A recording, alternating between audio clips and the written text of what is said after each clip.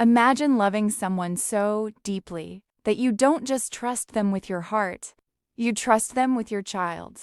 Imagine watching your little one laugh with them, reach for their hand, light up when they walk through the door, only for that person to disappear overnight, like none of it ever mattered. And then one day, you find out they'd already been lining someone else up to replace you before they ever left. If you've ever been betrayed like that, if you've ever had to stay strong for your child, while your own heart shattered quietly in the background, then this story is for you. Because when he walked away, karma followed quietly behind him, and I simply helped it find its way. My story begins a few years ago. I was a single mom, and if you've ever been one, you'll understand. You don't date casually. You don't gamble with emotions. You don't bring someone into your world unless you believe, truly believe, they're safe. And then there was him. Let's call him Mark. He wasn't flashy. He wasn't loud. He didn't overwhelm the room when he walked in. He was steady, warm, gentle. He laughed easily. He listened. And most importantly, he respected that I had a child. He didn't push. He didn't guilt trip me when I canceled plans for bedtime or school or fevers. He didn't treat parenthood like baggage, and that meant everything. So slowly, brick by brick, my guard came down. We shared late-night conversations about childhood scars and broken dreams. We laughed about little things. We built something quiet, something calm. Until one day, he ended it. No warning, no fight. Just words that sliced through the air. I'm not feeling it anymore. Like love was a coat that stopped fitting. I went home, closed my bedroom door. Let the tears soak into my pillow silently. Because moms don't get to break down loudly. We break in quiet places. When the kids are asleep. But eventually, like we always do, I survived. And then he came back, apologizing, emotional, saying he'd panicked, saying losing me showed him what he truly wanted. And against the part of me that tried to warn my heart, I believed him because I wanted to believe people could grow. So we tried again. Only this time, he met my child, and that changed everything. The first time he and my child laughed together, really laughed, something inside me melted. It wasn't forced. It wasn't awkward. He didn't just tolerate my child. He embraced them. Suddenly, life felt softer. Dinners together, school events, lazy Sunday mornings, inside jokes, warmth. For the first time in a long time, I allowed myself to picture a future that wasn't lonely. Then one night, we were lying in bed, everything quiet, calm, safe, and he whispered, "I love you, and I love your child. If you'd ever let me, I'd raise your kid as my own." I didn't cry out loud, but my soul did. Because to a mother, those words aren't casual. They're sacred. I fell asleep that night, believing the universe had finally handed me something kind. I didn't know that exactly 7 days later. The man who whispered love into the dark would call me cold and distant and say, "I'm just not feeling it anymore. You should probably come get your stuff." No conversation, no compassion, no goodbye to my child. Just gone. Deleted. Like we were disposable. But the hardest part wasn't my heartbreak. It was explaining to my child why the man they adored wasn't coming back. And hearing, did I do something wrong? That question shattered me in ways I'll never fully describe.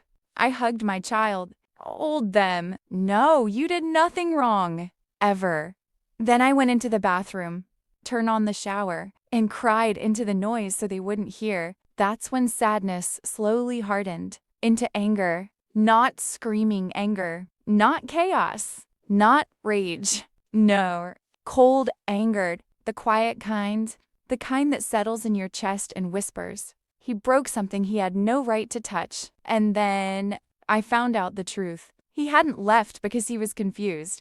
He hadn't left because love faded. He left because he already had another woman lined up. And 6 months later, they were married.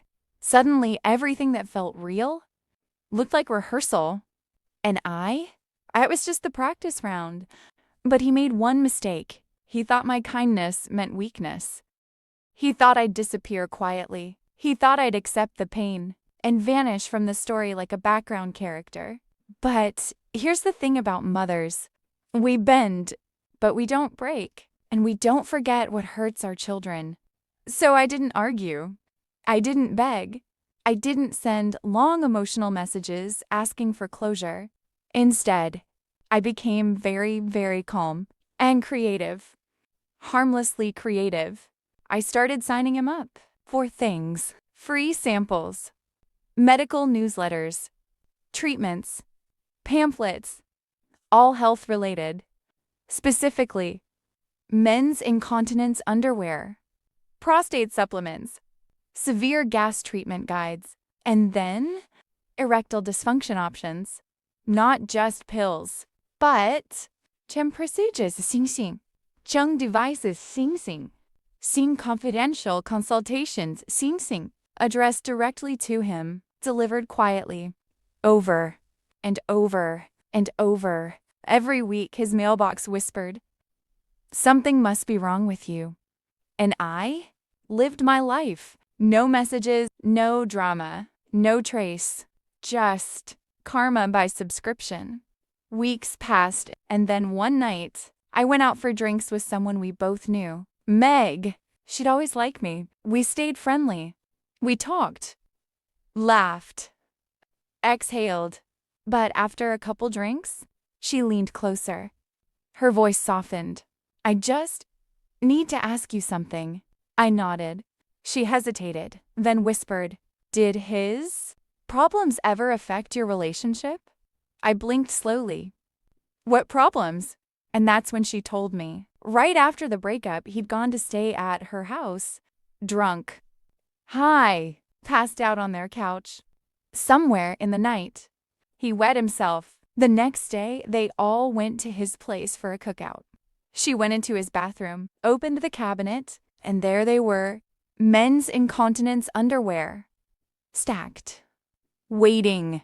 Her mind connected every dot, and suddenly, in her world, he had a medical problem. She finished speaking and searched my face for confirmation. I had to fight the laughter that was rising inside my chest. But outside, I stayed soft, cone, kind. "I don't really want to talk about our private life," I said gently.